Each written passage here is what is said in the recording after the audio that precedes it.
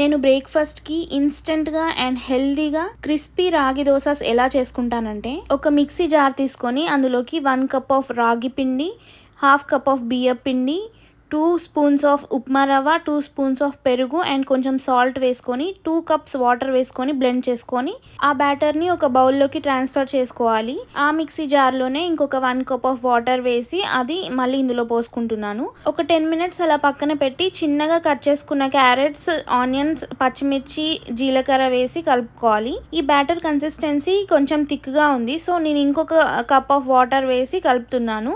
Batter consistency ఇలా ఉండాలి లూజ్గా.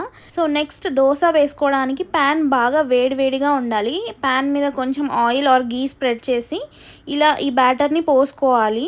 కొంచెం గ్యాప్స్ లేకుండా ఫిల్ చేసుకోవాలి. బ్యాటర్ కన్సిస్టెన్సీ లూజ్గా ఉంటేనే దోశకి ఇలా హోల్స్ ఫామ్ అవుతాయి. ఇలా ఫామ్ అవుతేనే దోశ బాగా కాలుతుంది. ఒకవైపు బాగా కాలిన తర్వాత ఇంకో వైపుకి కూడా ఫ్లిప్ చేసుకొని కాల్చుకుంటున్నాను.